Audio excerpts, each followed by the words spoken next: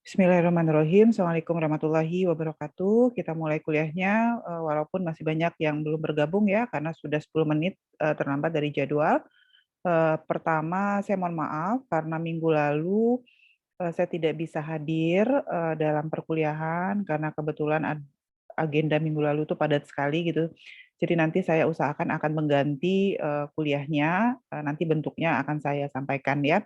Karena karena minggu ini sebetulnya adalah kuis ya, jadi nanti akan saya sampaikan bentuk kuisnya seperti apa supaya tetap tidak mengganggu pelaksanaan perkuliahan per minggunya.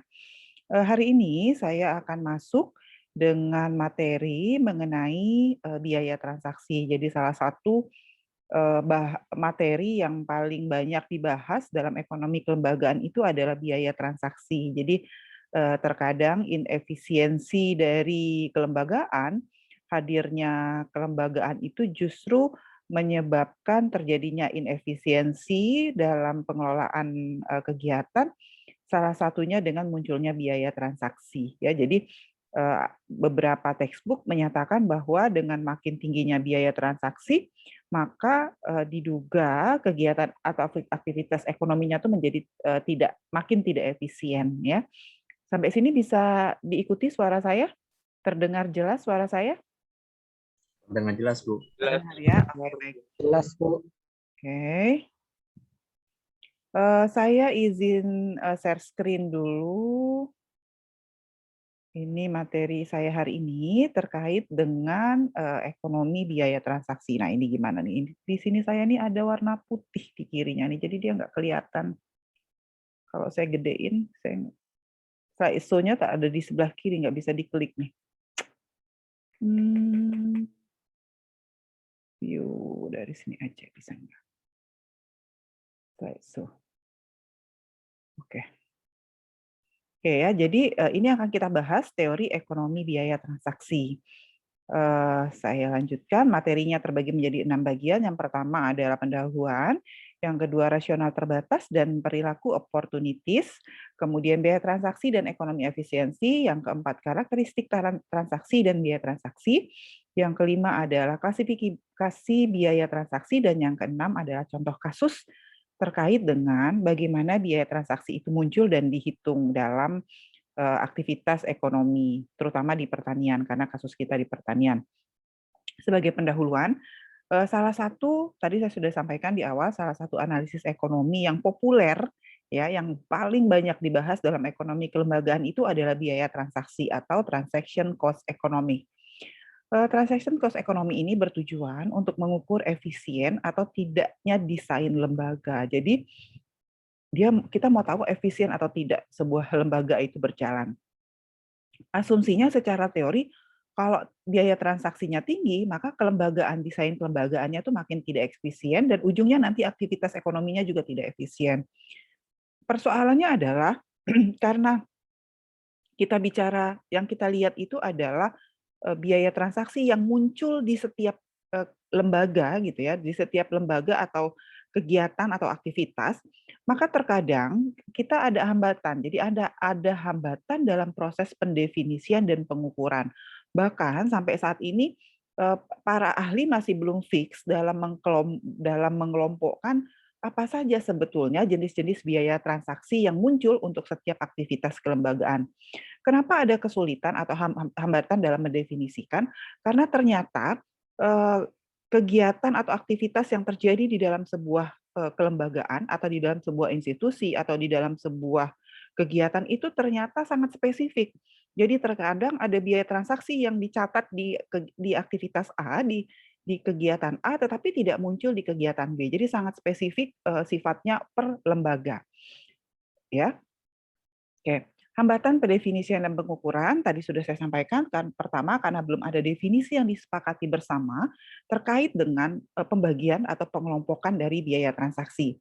Yang kedua, setiap kegiatan bersifat spesifik sehingga pengukurannya menjadi bersifat khusus. Jadi 2 minggu yang lalu sudah saya sampaikan bahwa karakteristik dari ekonomi kelembagaan itu tidak membahas ekonomi itu secara umum, tapi ekonomi itu sifatnya partikular ya, jadi khusus orang per orang, institusi per institusi. Jadi Artinya biaya transaksi yang muncul dalam satu aktivitas ekonomi itu akan berbeda dengan biaya transaksi di aktivitas ekonomi yang lain. Kemudian ketika kemudian kita bisa mendefinisi, oh ternyata ada loh biaya transaksinya, kesulitan yang muncul terkadang ketika kita mengukur biaya transaksi adalah masih ada persoalan dengan metode pengukurannya. Ya, jadi misalnya nih, oh itu ada kok biaya transaksinya. Kami misalnya nih, ketika mau ada misalnya mau mengubah lahan hutan, ya mau dikonversi atau mau dibuka menjadi lahan kelapa sawit. Ya, tentu nggak mudah. Artinya ada biaya negosiasi yang bolak-balik gitu ya, negosiasi ke KLHK, kemudian di tingkat provinsi harus negosiasi ke dinas gitu ya. Nah, itu kan bolak-balik itu semua biaya transaksi. Nah, bagaimana mengukurnya gitu ya? Kita sudah tahu, oh ada biaya, misalnya biaya negosiasi, biaya transport kita untuk melakukan negosiasi ke Jakarta, sehingga terkadang setiap aktivitas itu nanti metode pengukurannya jadi berbeda-beda. Bisa ikutin sampai sini? Nah, ada beberapa ahli yang mencoba untuk mendefinisikan apa itu biaya transaksi. Oliver Williamson tahun 1985 mendefinisikan biaya transaksi sebagai biaya untuk menjalankan sistem ekonomi. Ya, tentu ya, jadi apa yang disampaikan oleh Oliver ini masuk akal gitu karena memang yang kita bahas adalah aktivitas ekonomi. Nah, ketika membahas aktivitas ekonomi di perkuliahan pertama dan kedua sudah saya sampaikan bahwa ternyata indikatornya kalau di ekonomi klasik dan Keynes itu kan indikatornya hanya harga, kemudian biaya, harga input, harga produk. Jadi semua yang sifatnya bisa didefinisikan dengan jelas. Tetapi ketika kita bicara ekonomi kelembagaan, ada biaya-biaya yang ternyata tidak bisa dihitung, tidak bisa didefinisikan dengan jelas. Nah, itu kesulitan dalam ekonomi kelembagaan. Yang kedua, Dorfman tahun 1981 mengartikan biaya transaksi sebagai biaya untuk menyesuaikan perubahan lingkungan.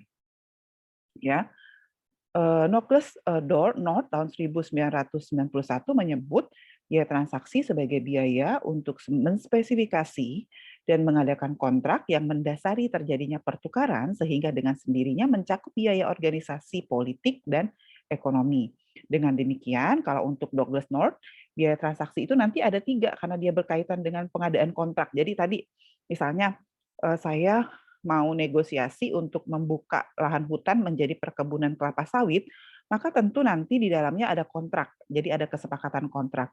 Nah, di dalam kontrak itu nanti ada biaya yang muncul gitu sampai dengan kontraknya di situ ada biaya negosiasi, ada biaya pencarian informasi, ada biaya pelaksanaan ketika kontraknya sudah dibuat gitu ya. Jadi ada banyak hal yang terkait dengan biaya transaksi. Nah, kenapa muncul biaya transaksi?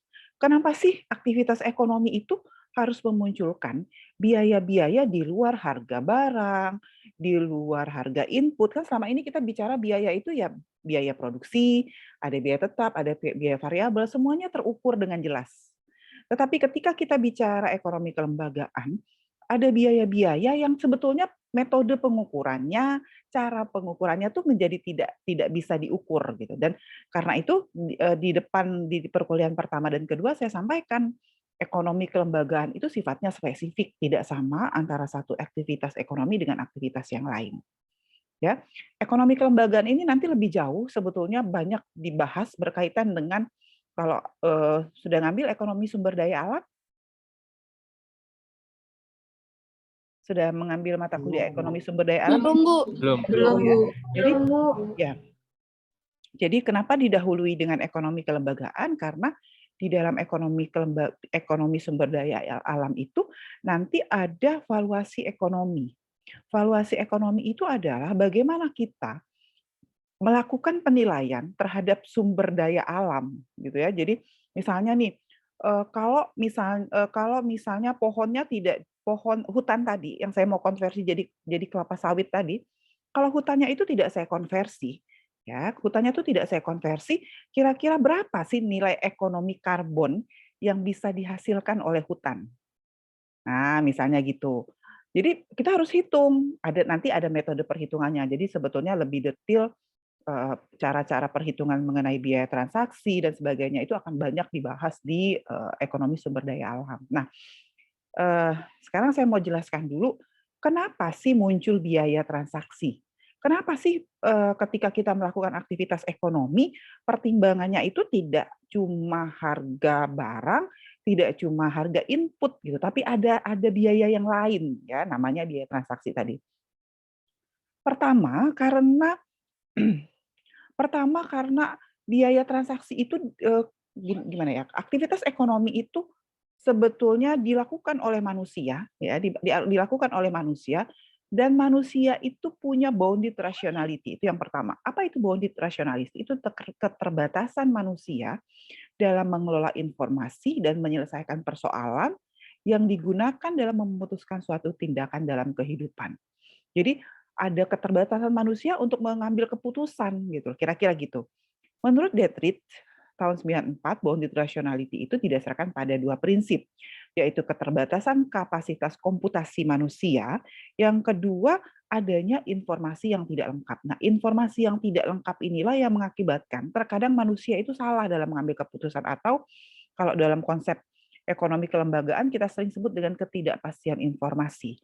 Jadi yang pertama, kenapa muncul biaya transaksi? Karena manusia itu kalau mengolah informasi itu kalau mengambil keputusan itu dia punya keterbatasan dalam mengambil keputusan, ya. Yang kedua, yang menyebabkan terjadinya biaya transaksi itu adalah perilaku oportunis. Ya, perilaku oportunis atau opportunistic behavior. Didefinisikan sebagai mencari kepentingan pribadi. Terkadang ya, misalnya nih, saya tadi ketika saya mau mengkonversi hutan menjadi perkebunan kelapa sawit, saya tuh sebetulnya punya perilaku oportunis.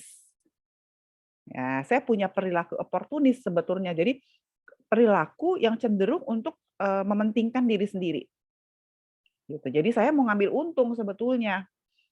Ya, jadi ketika atau misalnya gini, kenapa kenapa pemerintah sering banget kita bilang nggak usah impor beras gitu karena di dalam negeri berasnya banyak gitu. Tapi kok masih impor berasnya?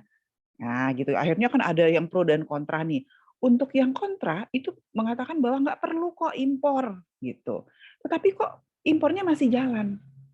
Kata yang kontra, impornya jalan itu sebetulnya karena mau menyelamatkan orang-orang yang perilaku oportunis. Kenapa? Karena kalau impor ada kelompok tertentu yang dapat keuntungan. Kira-kira gitu perilaku oportunis. Ya, bahkan nanti di kuliah-kuliah selanjutnya kita akan bicara tentang perilaku oportunis. Nanti ada beberapa macam, salah satunya misalnya ada rente. Orang yang memang eh, kerjanya ngambil keuntungan gitu ya dari kegiatan-kegiatan dari aktivitas-aktivitas ekonomi tadi. Tadi misalnya saya mau mengkonversi lahan hutan menjadi kelapa sawit. Terus saya tuh tidak punya koneksi tuh ke KLHK misalnya gitu. Terus ada teman yang bisa bantu, "Saya punya nih koneksi ke KLHK," katanya gitu. "Tapi saya minta 1% ya dari projeknya," misalnya gitu. Nah itu dia memburu rente orang itu. Ini perilaku ekonomi kelembagaan, biaya transaksi juga nanti. 1% untuk orang yang jadi penghubung kita itu masuk dalam biaya transaksi. Paham nggak kira-kira? Jadi ada orang yang memang sengaja untuk memburu rente. Kayak sekarang nih, harga minyak goreng lagi tinggi, ya banyak nggak pemburu rentenya? Banyak. Jadi itu termasuk dalam perilaku oportunis. Jadi orang yang cenderung ngambil kesempatan. Ya bahkan jadi kita itu secara individu ada orang yang strict nggak mau melakukan perilaku oportunis, tapi ada orang yang oportunis. Orang yang oportunis ini tadi dia cenderung mentingin diri dia sendiri, yang penting dia dapat untung. Bahkan Williamson itu mengatakan dalam tanda kutip itu ada tipu daya. Ya, perilaku oportunis mengacu pada tindakan spesifik yang dilakukan oleh satu pihak sehingga terjadi pengaturan yang tidak sama atau tidak setara dengan pihak lain yang berhubungan dengan dia. Nah, jadi ada dua ini yang menyebabkan terjadinya biaya transaksi. Yang pertama karena manusia itu kemampuan dalam mengambil keputusannya terbatas, sehingga misalnya dia salah ngambil keputusan karena informasinya terbatas, berarti kalau dia salah ngambil keputusan, dia harus melakukan penyesuaian. Penyesuaian itu nanti butuh biaya, biayanya namanya biaya transaksi. Yang kedua, perilaku oportunis. Ada orang-orang tertentu yang cenderung mengambil keuntungan dari berbagai kegiatan tadi. Sampai sini ada yang mau tanya?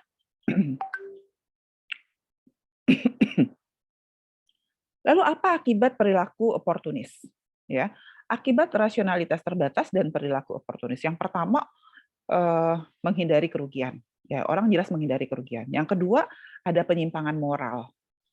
Ya, jadi makanya tadi disampaikan bahwa biaya transaksi itu makin tinggi biaya transaksi, maka kinerja lembaganya itu makin tidak efisien. Atau aktivitas ekonominya makin tidak efisien. Yang kedua cenderung mengarah kepada penipuan, melalaikan kewajiban, serta perilaku-perilaku strategis yang lainnya. Ya, biaya akibatnya apa? Akibatnya akan muncul biaya transaksi positif, jadi biaya transaksinya naik, positif maksudnya, karena adanya rasional terbatas dan perilaku oportunistik.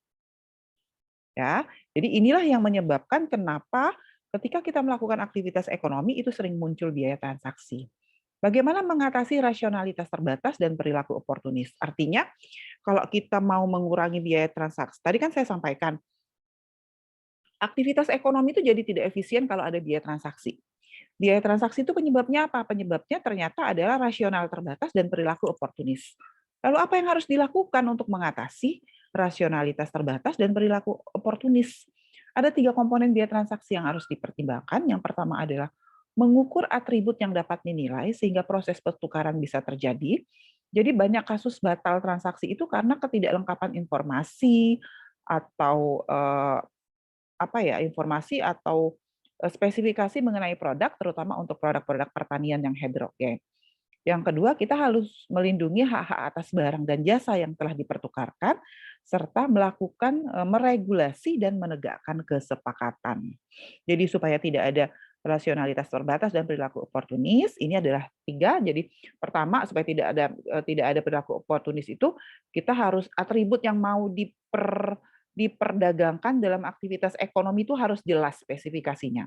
Yang kedua, kita harus melindungi hak-hak atas barang dan jasa yang telah dipertukarkan. Yang ketiga adalah kalau misalnya diawali dengan kesepakatan, maka kita harus meregulasi dan menegakkan kesepakatan. Biaya transaksi dan efisiensi ekonomi, biaya transaksi dan efisiensi dalam masyarakat tradisional di pedesaan, di mana modal sosial sangat kuat, biasanya terbiaya transaksinya rendah. Ya, jadi menurut Prof. Erani, di dalam bukunya Prof. Erani Yustika, Prof. Erani mengatakan kalau di desa yang modal sosialnya masih kuat, itu biasanya biaya transaksinya rendah. Artinya kalau dulu mau mengolah lahan itu tidak perlu keluar biaya gitu ya, artinya sama-sama gitu, maka biaya transaksinya rendah. Tetapi makin kompleksnya masyarakat, sifat individualnya makin muncul, maka biaya transaksinya makin meningkat, makin mahal, artinya ekonominya masih makin tidak efisien. Maka bagaimana cara untuk meningkatkan efisiensi ekonomi? Salah satu, tadi kan di sini disampaikan nih, kalau biaya transaksinya mahal, maka ekonominya tidak efisien. Maka kalau kita mau meningkatkan efisiensi ekonomi, terus maka biaya transaksinya harus turun. Diperlukan kelembagaan yang mendukung, tentu saja untuk melakukan poin yang ini, yang di bold ini diperlukan. Tadi kan persoalannya tuh biaya transaksi itu muncul karena informasi tidak lengkap, ya. Jadi terjadi pengambilan keputusannya menjadi terbatas informasinya, maka informasinya dulu yang harus dilengkapi. Kemudian pelindungan terhadap hak-hak kepemilikan, kepastian hak kepemilikan, ketersediaan mekanisme konflik, dan penegakan kesepakatan. Inilah yang diperlukan ketika kita mau menurunkan biaya transaksi dan meningkatkan efisiensi ekonomi kelembagaan.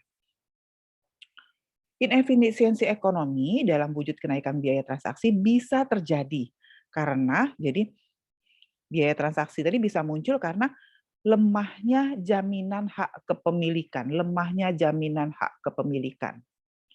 Ya, jadi misalnya nih terhadap sumber daya alam, ya, lahannya misalnya sekarang nih ada pembangunan jalan tol gitu ya. Terus sebetulnya saya punya lahan lahan yang akan dikonversi jadi lahan di jalan tol tersebut. Tetapi persoalannya hak kepemilikan saya terhadap lahan tersebut tuh lemah Kenapa lemah? Karena saya ternyata cuma punya surat surat RT-nya aja, kalau istilahnya tuh cuma punya GS-nya aja. Saya tidak punya sertifikat, kepemilikan lahan. Lemah. Nah, pada saat saya mau jual memang benar tanah saya, tapi akhirnya ada biaya transaksi di sana. Karena syaratnya supaya bisa dikonversi, supaya bisa dibeli, bisa diganti rugi itu harus hak kepemilikan. Maka karena saya cuma punya sertifikat GS, maka akan ada biaya transaksi, jadi jaminan lemahnya hak kepemilikan. Yang kedua, penyimpangan pengukuran atas tugas yang kompleks. Jadi ketika kita diberi tugas, tadi perilaku oportunis itu menyebabkan terjadinya penyimpangan pengukuran, penyimpangan intertemporal. Jadi terus bikin kontrak nih antara saya yang mau jual lahan kepada pemerintah. Tetapi karena banyak orang yang mau ngambil untung, ada banyak pemburu rente dalam proses penjualan lahan untuk ganti jalan tol tadi, maka kontraknya timpang, informasinya tuh tidak terbuka, jadi tersembunyi, ada penyalahgunaan strateginya gitu ya. Lalu penyimpangan karena kelemahan kelembagaannya dan juga kelemahan integritas.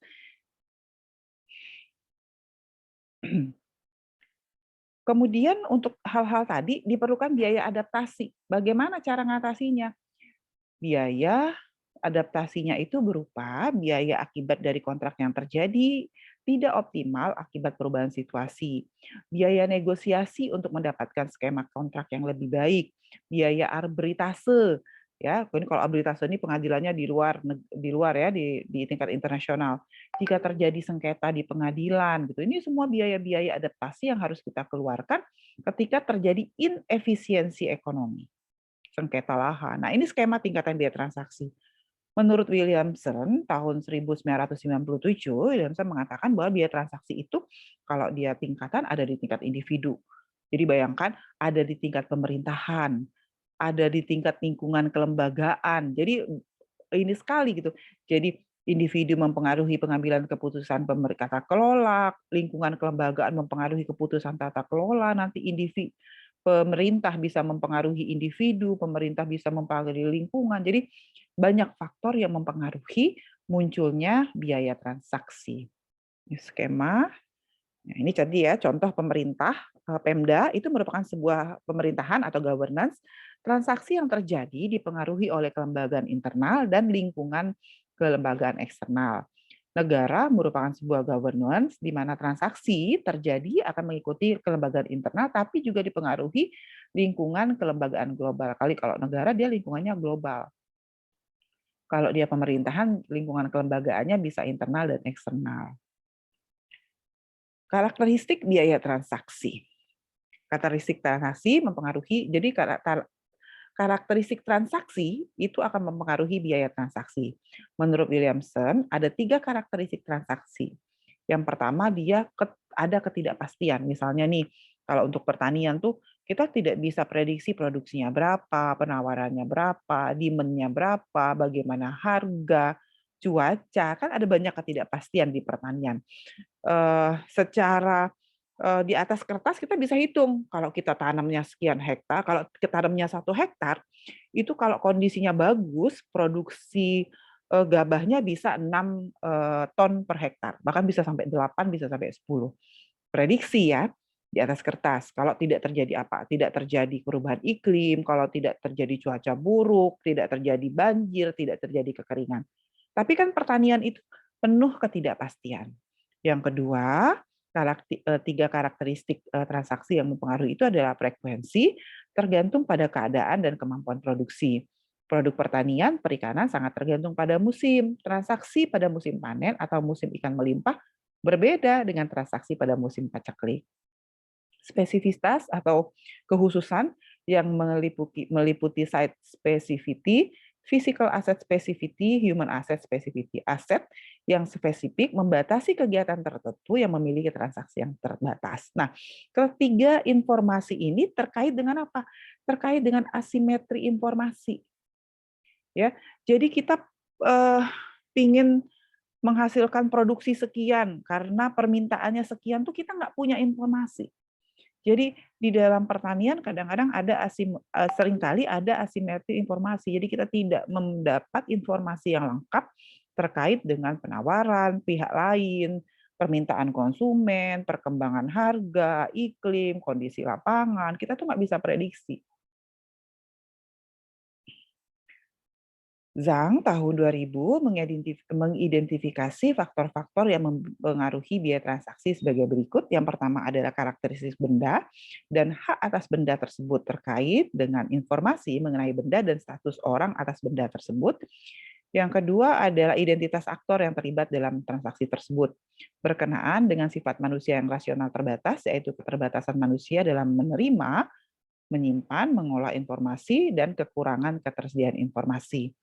Yang ketiga adalah situasi teknis dan sosial penataan pertukaran dan bagaimana pertukaran dikelola. Apakah pertukaran tersebut hanya karena kekuatan pasar atau ada intervensi kelembagaan yang turut menata pertukaran tersebut? Ya, jadi tadi pertukaran itu apa sih maksudnya? Jadi pertukaran tuh gini, tadi saya sampaikan misalnya saya ingin mengubah lahan hutan menjadi kebun kelapa sawit, maka ada pertukaran di sana gitu, lahan hutan mau dirubah menjadi kebun kelapa sawit. Nah, mau dirubah seperti apa, bagaimana teknis perubahan, itu berkaitan dengan karakteristik benda dan hak atas bendanya. Identitas aktor itu orang yang mau mengubah hutan menjadi lahan kelapa sawit tadi. Yang ketiga adalah situasi teknis dan sosial penataan pertukaran. Tadi mau berapa hektar, mau berapa luas, kemudian bagaimana bentuk kebun, itu akan mempengaruhi biaya transaksinya. Ini adalah determinan biaya transaksi. Yang pertama adalah aktornya, ya. Tadi aktor berarti orang yang akan melakukan aktivitas pertukaran ekonomi tadi. Aktornya itu dia tadi saya sudah sampaikan punya rasional terbatas, artinya penguasaan terhadap informasinya terbatas. Yang kemudian kedua ada perilaku oportunis. Yang ketiga adalah struktur tata kelola yang menyebabkan biaya transaksi tadi. Misalnya ketika saya mau mencoba untuk melakukan konversi hutan jadi kelapa sawit misalnya, walaupun sekarang sudah disampaikan bahwa kelapa sawit bukan tanaman hutan gitu ya. Maka saya harus bernegosiasi dengan pemerintah, Kementerian LHK di pusat, kemudian Dinas Lingkungan Hidup dan Pertanahan di tingkat provinsi, bahkan sampai di tingkat kabupaten. Ini semua akan keluar biaya transaksi. Kemudian lingkungan kelembagaannya. Lingkungan kelembagaan itu maksudnya tadi, saya hutan itu nanti hak kepemilikannya seperti apa? Mau hak guna bangunan, mau hak guna usaha. Setelah kita putuskan mau hak guna bangunan, hak guna usaha, kita akan buat kontrak. Dari kontrak nanti ada turunan agreement dan sebagainya. Nah, ini semua perlu biaya.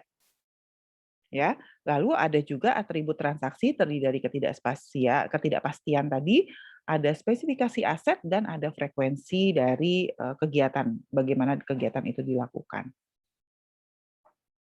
Nah, klasifikasi biaya transaksi. Selama ini kita tahunya biaya produksi, bisa ikutin ya. Jadi selama ini kan kita tahu yang kita pelajari di ekonomi mikro, kita belajar di manajemen usaha tani, kita belajar di analisis kelayakan usaha, itu adalah biaya produksi. Ya, biaya produksi itu apa sih? Biaya yang dikeluarkan untuk mengubah faktor produksi input menjadi barang dan jasa atau output. Maka biaya produksi itu nanti ada, kalau di dalam ekonomi mikro ada biaya tetap, ada biaya variabel, ya nggak? Kalau di usaha tani juga ada biaya tetap, ada biaya variabel. Lalu kalau di analisis kelayakan usaha tuh ada biaya investasi, ada biaya operasional, bagi-bagiannya ya. Nah, biaya transaksi itu di mana? Biaya transaksi itu ada berbeda dengan biaya produksi. Jadi biaya transaksi itu adalah biaya untuk melakukan pencarian informasi, biaya negosiasi, biaya pelaksanaan keputusan, dan biaya monitoring, serta mungkin ada biaya pemaksaan, enforcement sedikit gitu ya, terkait dengan aktivitas ekonomi yang akan dilakukan. Nah, UNDP, klasifikasi biaya transaksi UNDP membagi biaya transaksi itu jadi 3. Yang pertama adalah biaya administrasi, meliputi semua pengeluaran terkait dengan administrasi. Ada biaya tidak langsung, yaitu biaya yang muncul sebagai dampak dari upaya mencapai tujuan, dan ada biaya oportunitas atau keuntungan yang hilang akibat dari pilihan-pilihan transaksi. Ya, UNDP. Lalu Strassman tahun 2002 mengelompokkan biaya transaksi itu menjadi beberapa, yaitu ada biaya organisasi tenaga kerja, biaya mengolah informasi, biaya koordinasi, biaya memotivasi pelayan, dan biaya mengelola distributor. Itu masuk ke dalam biaya transaksi. Lalu North and Thomas mengklasifikasi biaya transaksi menjadi 3 jenis, yaitu biaya pencarian, yaitu biaya untuk mendapatkan informasi tentang keuntungan atau kerugian suatu transaksi. Yang kedua adalah biaya negosiasi atau negotiation cost, yaitu biaya merundingkan syarat-syarat suatu transaksi. Dan yang ketiga adalah biaya pelaksanaan atau enforcement cost, yaitu biaya untuk melaksanakan kontrak atau transaksi. Nah, ini adalah contoh biaya transaksi ya yang sumbernya dari Hussein, Furubon, and Richard serta Jacque. Mereka mengkelompokkan biaya transaksi itu jadi 4. Ada biaya travel cost, ada opportunity cost, ada pajak, ada communication cost, dan ada paper cost. Ya, tapi komponen biaya transaksi ini sebetulnya akan berbeda untuk setiap aktivitas ekonomi, untuk setiap pertukaran. Ya, dia akan berbeda-beda. Nah, ini contoh biaya transaksi. Saya ada ambil satu jurnal, ya. Contohnya, salah satu contoh biaya transaksi yang muncul di Indonesia adalah mengenai perikanan tangkap. Apabila kita mencoba menghitung harga jual ikan, maka secara teori klasik kita akan menghitung biaya produksi. Jadi harga ikan itu kan ditentukan berdasarkan biaya produksinya. Ya, ada biaya tenaga kerja, biaya modal, teknologi, atau nanti kalau dikelompokkan biaya tetap sama biaya variabel, baru nanti bisa menentukan harga jual. Sedangkan teori biaya transaksi menjelaskan bahwa sebenarnya ada biaya lain yang harusnya dilakukan dalam penjualan, yaitu biaya untuk bertransaksi. Biaya transaksi dalam usaha perikanan tangkap meliputi biaya yang harus dikeluarkan untuk memperoleh informasi mengenai harga ikan. Jadi kita searching harga ikan, itu biayanya berapa biaya searchingnya. Biaya yang harus dikeluarkan untuk memperoleh izin usaha. Biaya untuk eksplorasi sumber daya alam yang digunakan untuk mengetahui di mana lokasi yang memiliki potensi ikan, biaya investasi, biaya melaut, dan biaya retribusi hasil tangkap. Ya. Nah, ini adalah satu jurnal, ya. Nah, jurnalnya sudah saya upload untuk bisa tahu lebih jelas. Kalau di depan itu kan saya ceritanya teoritis tuh. Mungkin mahasiswa nggak terbayang apa sih Ibu ini ngomong apa sih, dan apa yang saya sampaikan di dalam mata kuliah ekonomi kelembagaan ini lumayan berat gitu materinya menurut saya, sehingga mahasiswa tuh ketika pertama kali dengar itu mungkin tidak bisa langsung mencerna, artinya dia harus baca beberapa kali. Ya, jadi materi lumayan, saya mengakui gitu ya, materi ekonomi kelembagaan ini menurut saya agak lebih berat daripada ekonomi makro gitu. Padahal di makro saja kita sudah berat gitu ya sebetulnya.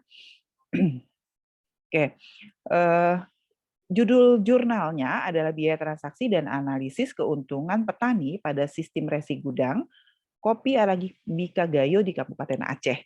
Ditulis oleh Kemala Fadilah, Dwi Rahmina, dan Ratna Winandi. Ini skripsi, dimuat di Jurnal Agribisnis Indonesia, halaman 49 dan 48.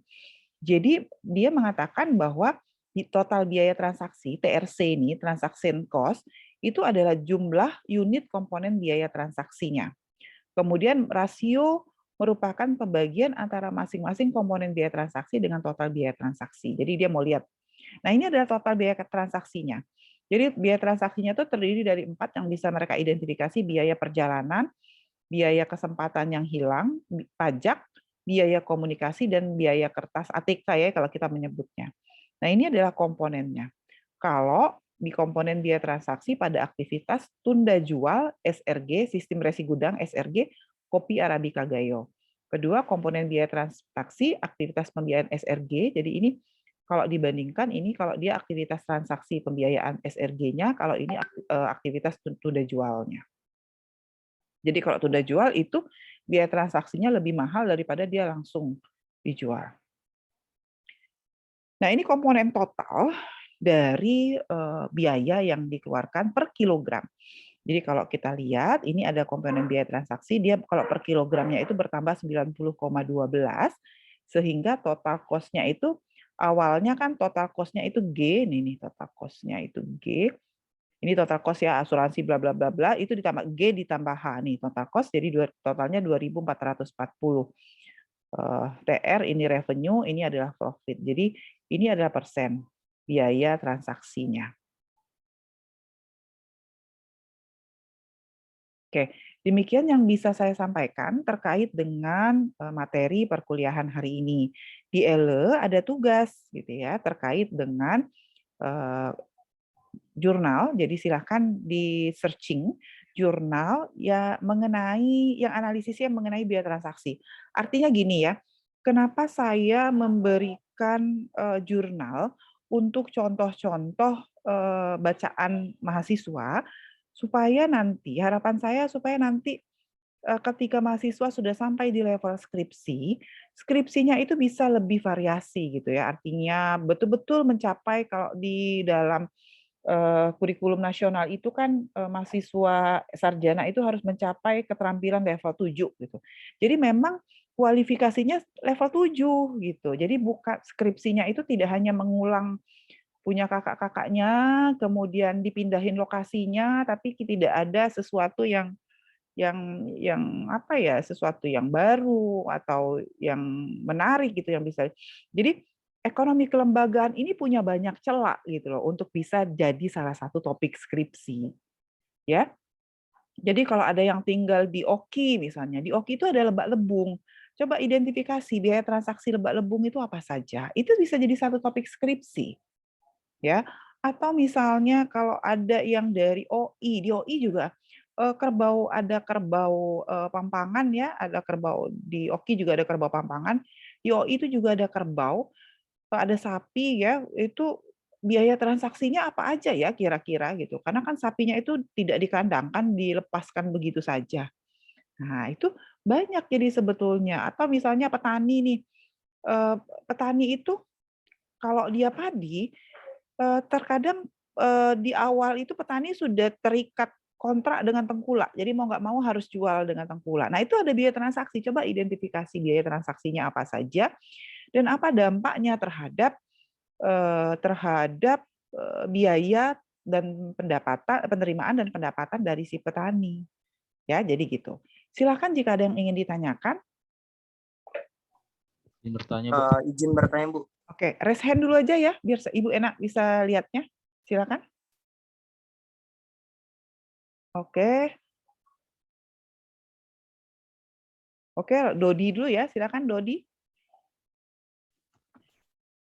Terima kasih Bu atas kesempatannya. Sebenarnya benar sekali bahwa butuh pemahaman lebih lanjut lagi mengenai ekonomi kelembagaan ini. Tetapi menurut apa yang saya tangkap, Ibu, kalau kita bicara tentang kelembagaan dan materi hari ini biaya transaksi, begitupun contoh yang telah Ibu berikan kan, karena banyaknya pemburu rente tadi, itu yang menjadikan biaya transaksi ini semakin membebankan, bukan malah meringankan terhadap kelembagaan itu sendiri.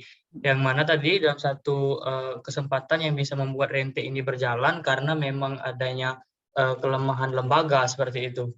Nah, mungkin yang ingin saya tanyakan Ibu, bagaimana sih sebenarnya kita membangun satu frame yang benar terhadap kelembagaan supaya tidak ada yang namanya aktor-aktor pemburu rente ini yang akan merugikan masyarakat seperti itu. Oke, baik. Terima kasih. Baik, terima kasih, bagus pertanyaannya. Jadi tadi disampaikan, kita mengakui bahwa biaya transaksi itu sering muncul dalam aktivitas ekonomi. Kita akui dulu itu ya. Dan di awal sudah disampaikan, ketika biaya transaksi muncul, itu mengakibatkan aktivitas ekonominya jadi tidak efisien. Bisa dipahami sampai situ ya? Dan artinya, sebuah aktivitas ekonomi itu akan efisien jika tanpa biaya transaksi. Pertanyaannya adalah, bagaimana supaya biaya transaksinya tuh supaya kalau tidak ada biaya transaksi berarti kan di dalamnya tidak ada pemburu rente ya, tidak ada orang yang mengambil untung, tidak ada perilaku oportunis, dan tidak ada keterbatasan informasi. Tadi sudah disampaikan di awal, bagaimana caranya? Nah, saya share ulang. Tapi betul bahwa tidak mudah melakukan, oke sebentar.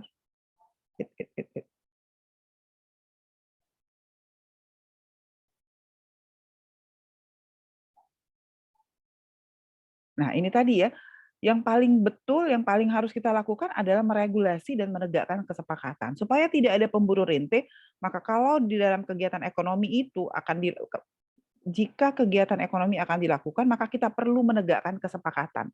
Jadi misalnya nih, antara petani dengan pedagang yang mau memasarkan beras petani, itu kesepakatannya tidak tertulis. Sehingga ketika terjadi sesuatu,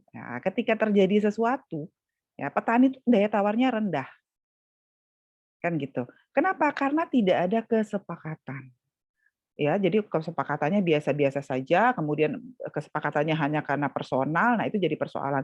Sama kalau sekarang banyak pinjol-pinjol gitu ya. Katanya kalau setelah dicoba-coba diikuti itu kan biaya transaksi semua yang muncul kan jadinya biaya bunga yang meningkat itu semua ada biaya transaksi. Awalnya katanya harus bisa 3 bulan dilunasi, ternyata hanya 7 hari. Hari ke-6, hari ke-8 dia sudah ditagih. Kalau tidak dibayar, maka bunganya akan naik sekian kali lipat. Nah, kok bisa gitu? Karena ternyata tidak ada kesepakatan di awal antara orang yang minjem dengan pemilik pinjolnya. Nah, kira-kira itu semua adalah biaya transaksi. Maka yang pertama adalah ukur atribut. Kita mau ngapain sih? Ya, jadi mau pinjam uangnya berapa, kewajibannya apa, haknya apa. Jadi kita harus mengukur dulu atributnya apa. Melindungi hak-hak atas barang yang telah dipertukaran, lalu menegakkan dan meregulasi kesepakatan. Itu yang harus kita lakukan. Dan memang kita akui tidak mudah. Itu di batas negara, di level negara saja kita kesulitan untuk mengerem perilaku impor. Kenapa kita kesulitan impor itu di satu sisi memang kita akui baik kalau seandainya di dalam negeri terjadi kekurangan pasokan. Tetapi ketika di dalam negeri terjadi kelebihan pasokan terus kita masih impor, kan berarti di sana ada perilaku oportunis.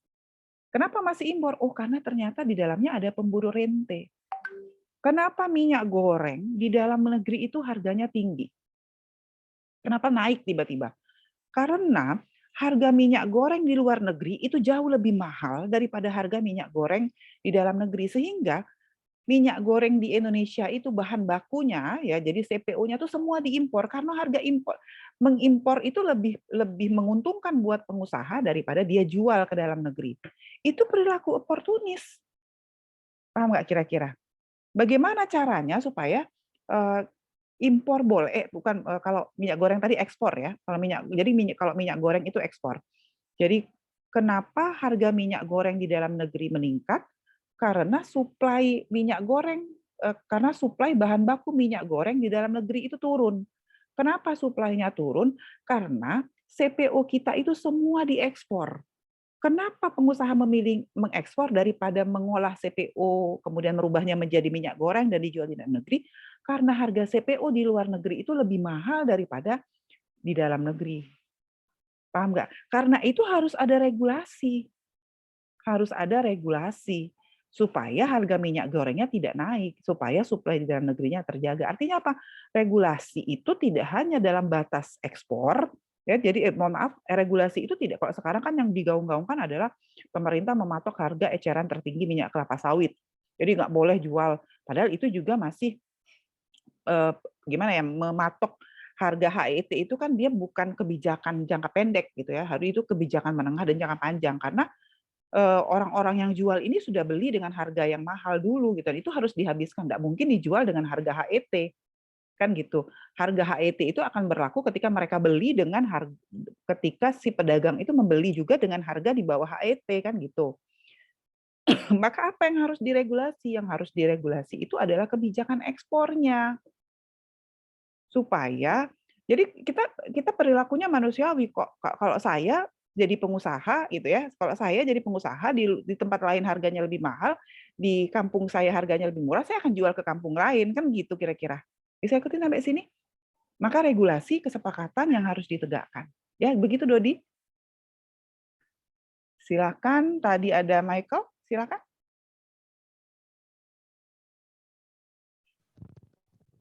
Michael? Apakah suara saya terdengar dengan jelas, Bu? Ya, terdengar. Oke, baik, Bu.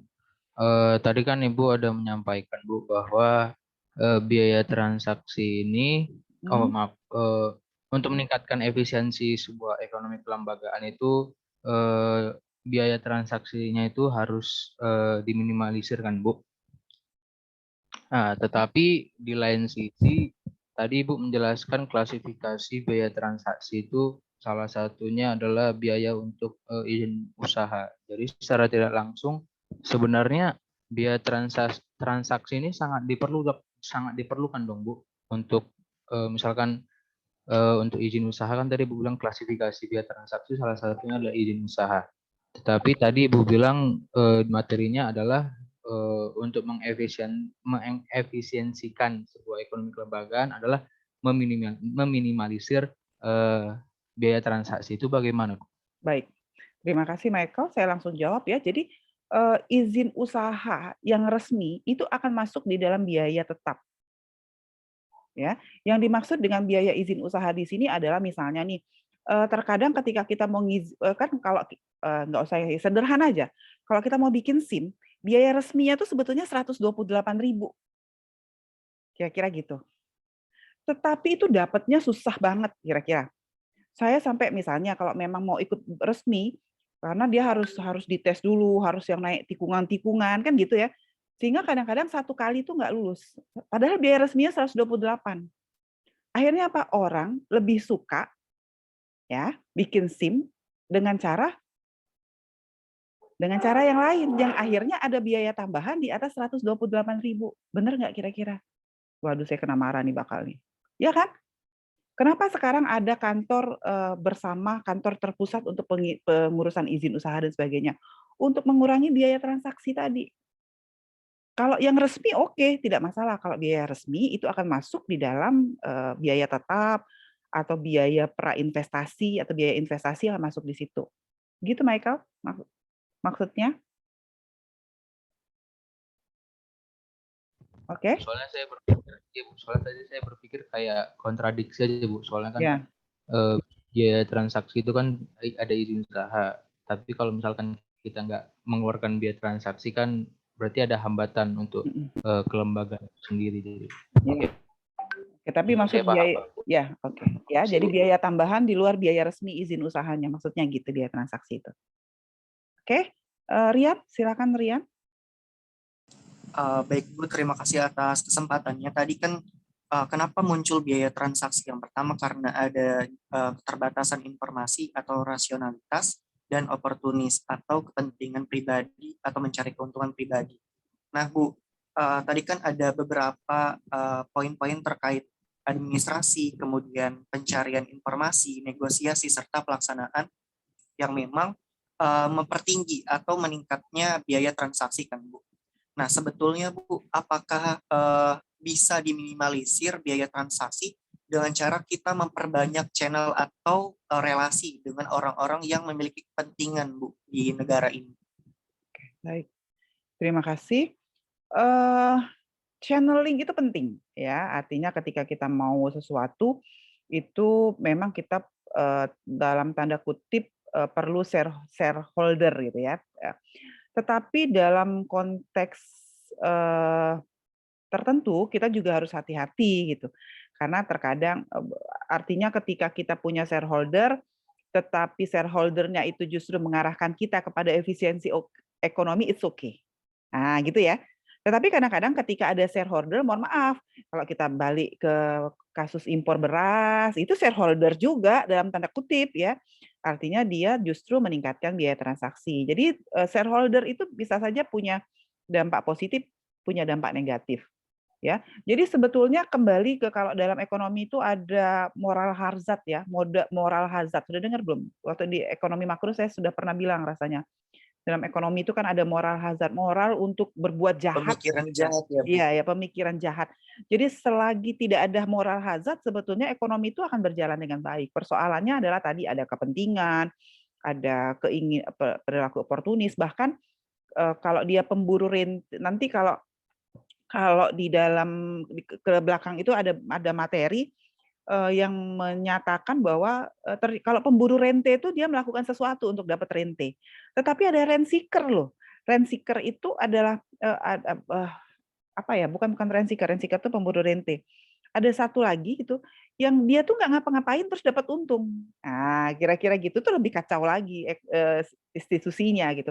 Kalau pemburu rente itu mereka masih ngapa-ngapain, dapat untung. Tetapi dalam ekonomi itu, bahkan dalam ekonomi kelembagaan tuh ada yang nggak ngapa-ngapain terus dapat untung. Nah, itu yang bikin tidak efisien. Jadi kita mempelajari ekonomi kelembagaan itu, kita mengakui bahwa ada gangguan di dalam situasi ekonomi, dalam transaksi ekonomi, dan kita ingin selesaikan itu. Nah, kira-kira gitu. Jadi bukan kemarin kan di awal perkuliahan ada yang berpikir bahwa dengan ekonomi kelembagaan justru ekonominya jadi tambah ruwet gitu ya. Bukan, kita ingin mengidentifikasi komponen keruwetannya apa, kemudian kita coba atasi. Nah, ya, seperti itu. Itu ya, Rian. Baik, terima kasih. Baik. Luki, silakan. Luki, ya. Apakah suara sudah terdengar, Bu? Ya, terdengar Luki jelas. Silakan. Baik, Ini Bu. yang perempuan-perempuannya mana ya suaranya ya? Luki, rambutnya udah panjang banget, Luki. Udah berapa lama? Sudah 2 tahun nggak potong rambut? Baru sih, Bu. Oh, baru. Oke, silakan. Baru beberapa bulan. Oke, silakan. Oke, baik, Bu. Jadi sebelumnya kan, jadi materi kita pada hari ini yang sudah Ibu jelaskan dan juga dijabarkan tadi mengenai biaya transaksi dan transportasi. Nah, jadi di sini kan, dan juga berdasarkan dari penjelasan Ibu sendiri, bisa dipahami memang sebenarnya yang membuat ribet dan membuat riuh dalam segala hal itu institusi ataupun kelembagaan yang ada, ataupun sistem kelembagaan yang ada di Indonesia itu sendiri, Bu. Seperti misalkan terlalu banyak hal-hal yang seharusnya tidak penting, akan tetapi masih ada gitu, jadi ada anak-anak dari perusahaan-perusahaan itu atau lembaga-lembaga itu yang sebenarnya tidak penting, akan tetapi masih dipertahankan. Seperti pada saat itu Pak Erick Thohir waktu pertama kali menjadi Menteri BUMN, banyak membuang beberapa anak-anak kementeriannya yang tidak penting, kayak nggak guna gitu loh, Bu. Jadi pertanyaan Luki di sini, menurut Ibu, sistem kelembagaan apa sih yang membuat sebenarnya keriuhan ini? Apakah kita yang salah memakai sistem? Lalu kalau memang terjadi suatu kesalahan sistem di negara ini, menurut Ibu, sistem yang bagaimana yang seharusnya bisa sesimpel mungkin dan juga seefektif mungkin untuk dapat dijalankan, baik itu dijalankan dan juga tidak membebankan beberapa pihak, baik itu pihak pemerintahnya, baik itu pihak produsennya, dan juga konsumen itu sendiri, Bu. Terima kasih. Baik, terima kasih Luki pertanyaannya. Penyebab keriuhan, kenapa riuh gitu ya? Kenapa banyak sekali? Kenapa kalau sampai di Indonesia itu muncul apa ya, anekdot, kalau bisa dipersulit kenapa dipermudah, sampai begitu ya, muncul pepatah seperti itu. Dan tentu itu bukan pepatah yang baik gitu ya. Kenapa sampai muncul seperti itu gitu? Karena tadi 2 hal, karena keterbatasan informasi, ya, jadi kita tuh tidak mendapat informasi yang lengkap ketika kita akan mengambil keputusan ekonomi. Yang kedua karena perilaku oportunis. Itu dua itulah yang menyebabkan biaya transaksi. Lalu bagaimana supaya lebih sederhana? Saya tidak, yang paling baik itu adalah untuk pertanian ya, integrated ya, integrated itu artinya si petani bisa dapat informasi lengkap tentang, misalnya kalau mau melakukan produksi, petani punya informasi yang lengkap terkait dengan bagaimana proses produksi dilakukan. Kalau sudah panen, apa yang harus dilakukan? Harus integrated juga, petani punya informasi yang lengkap, harga jualnya berapa, pasarnya mau kemana. Jadi kalau sekarang itu ada yang mau dikembangkan yang mau didorong kerjasama Fakultas Pertanian dengan Dinas Pertanian, itu ada Pro-Pak Tani gitu ya, jadi membantu pemasaran misalnya. Itu kan memotong banyak lembaga pemasaran sebetulnya. Jadi caranya seperti itu. Dan terlepas dari semua persoalan itu, artinya dari sisi manajemen, kita bisa bikin manajemen yang lebih sederhana, kan gitu ya. Dengan catatan, tidak ada lagi persoalan kepentingan. Nah, artinya kita semua harus sama-sama ikhlas untuk tidak lagi dapat sharing, kita harus sama-sama ikhlas untuk tidak mendapat fee dari kegiatan tersebut. Kan tinggal soal keikhlasan, kan gitu. Ketika kita bicara, artinya sudah tidak ada lagi perilaku oportunis dalam kegiatan tersebut. Gitu, Luki.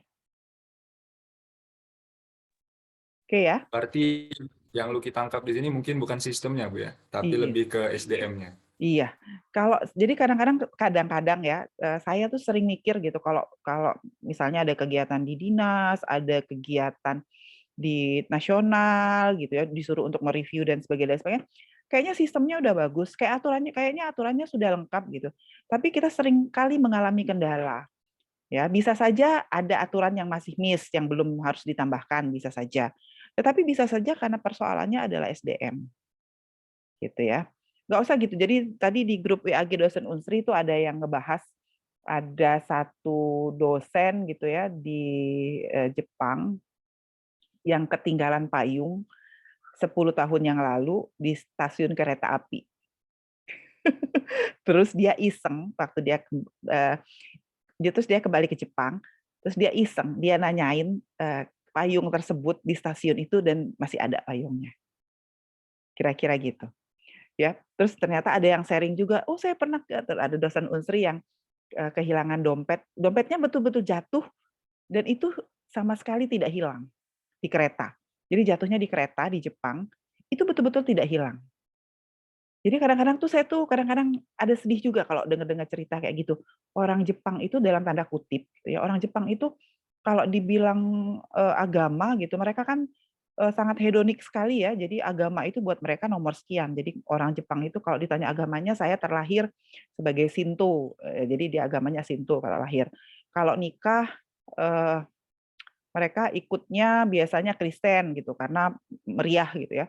Tapi kalau meninggal nanti balik ke Shinto lagi gitu. Dan mereka tuh jangan-jangan pergi ke kuil itu hanya pada saat lahir dan hanya pada saat meninggal.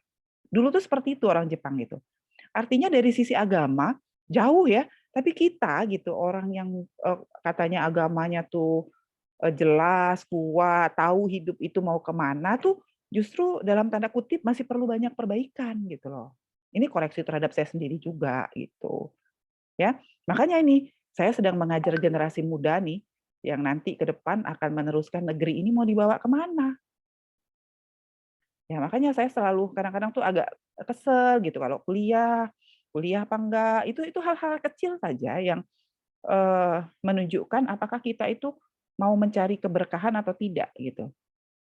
Jadi untuk pada saat kuliah aja kameranya nyala atau tidak, itu ternyata majelis yang berkah itu adalah jadi kita itu baru dapat ilmu. Jadi saya tuh belajar banyak gitu dari bagaimana sih sebuah majelis yang seperti ini dapat keberkahan itu ketika kita hadirnya itu betul-betul hadir utuh sadar penuh gitu loh. Baru kita dapat ilmu. Tapi nggak banyak yang seperti itu. Kalau saya cek absen Zoom itu kelihatan tuh siapa berapa, sudah pernah ya saya kasih contoh ya di kuliah-kuliah sebelumnya. Siapa tuh hadirnya berapa menit, keluarnya jam berapa, masuknya jam berapa, tuh kan kelihatan di absen Zoom-nya. Gitu. Ya, itu ya kira-kira. Jadi kembali ke diri sendiri, semoga kita ke depan bisa lebih baik. Lucky sudah, Bagus, satu ya, terakhir ya, Bagus, silakan Bagus. Ya Bu, jadi di sini saya ingin bertanya. Nah, tadi kan kita membahas tentang teori ekonomi transaksi, Bu ya. Nah, jadi bagaimana kaitannya biaya transaksi dengan suatu masalah kelembagaan dalam ekonomi? Oke, gimana itu maksudnya? Jadi gini, kalau tadi kita mengakui bahwa terkadang kelembagaan itu mengakibatkan adanya tambahan aktivitas yang harus dilakukan. Kira-kira gitu ya. Jadi dengan kelembagaan tadi ada tambahan aktivitas. Kalau ternyata ada tambahan aktivitas tidak berdampak kepada tambahan biaya, mungkin masih dalam tanda kutip kita tolerir, walaupun kadang-kadang juga ada tambahan aktivitas itu mengakibatkan tambahan waktu. Tambahan waktu itu kan bisa dikonversi menjadi biaya transaksi juga kan, bisa dihitung secara ekonomi. Nah, itu kira-kira. Ya, jadi itu persoalannya tuh di situ. Jadi ada tambahan aktivitas yang harusnya tidak ada dan akhirnya tambahan aktivitas tadi mengakibatkan tambahan biaya. Nah, itu yang bikin persoalan. Kira-kira gitu ya, Bagus? Oke. Nah, ini privilege-nya buat Cecilia terakhir karena perempuan dari tadi itu laki-laki semua yang bertanya. Silakan, Cecilia. Baik, Bu. Terima kasih Bu atas kesempatannya. Ya. Mungkin Bu pertanyaan ini simpel aja Bu. Kan ada statement tadi Bu mengenai karakteristik transaksi Bu. Dan di akhir ada sedikit pernyataan ketiga karakteristik ini terkait dengan asimetris informasi yang membuat kondisi asimetris menjadi simetris sehingga memerlukan biaya yang mahal Bu. Seperti yang diketahui kan Bu, kalau kita itu secara umumnya di mana-mana itu simetris itu malah lebih baik ya Bu daripada asimetris gitu Bu. Kenapa ya kondisi di saat kondisi simetris malah memerlukan biaya yang mahal Bu daripada asimetris? Mungkin itu saja Bu. Terima kasih. Baik. Dalam konteks gini, ketika asimetri informasi itu kan berarti ada informasi yang tidak sampai. Maka kita memerlukan tambahan biaya supaya informasi-informasi yang tidak sampai ini menjadi sampai. Kira-kira gitu. Misalnya nih petani itu tidak, kalau dulu petani tidak punya informasi tentang harga karet internasional itu berapa. Maka kalau petani mau tahu ya perkembangan harga karet di tingkat internasional, maka petani harus punya HP, maka petani harus punya WiFi, ya nggak, sehingga setiap waktu bisa mengakses harga karet, kira-kira gitu. Maka di sana perlu setelah dia punya WiFi, dia punya HP, terus dapat perkembangan harga karet, petani jadi mendapat update informasi tentang data harga karet. Simetri jadi informasinya. Tapi persoalannya ketika menuju simetri itu dia harus ada biaya yang harus dikeluarkan. Nah, yang paling baik itu adalah simetri informasi ya terjadi tetapi tanpa biaya. Bagaimana caranya? Bagaimana caranya adalah dengan melakukan efisiensi dari sisi kelembagaannya tadi, penyederhanaan, integrated tadi yang saya bilang. Bisa ikutin, Cecilia?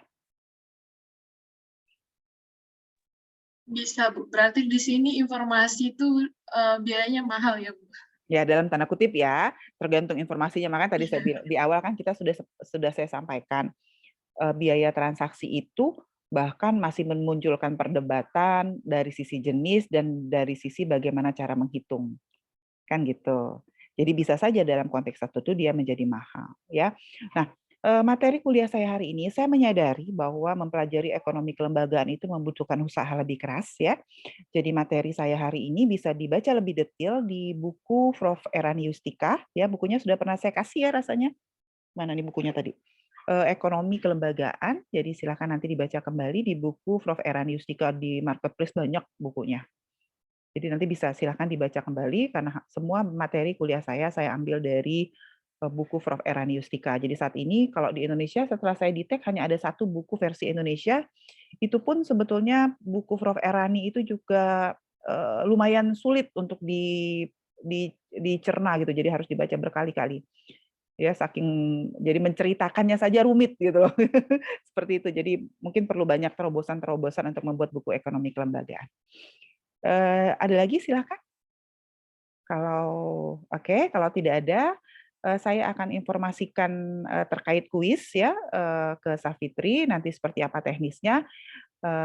Saya tutup kuliahnya. Terima kasih atas perhatiannya. Salam sehat selalu. Wassalamualaikum warahmatullahi wabarakatuh. Waalaikumsalam warahmatullahi warahmatullahi wabarakatuh. wabarakatuh. Terima kasih Bu. Ya, sama-sama. Oke, sama-sama. Terima kasih Bu.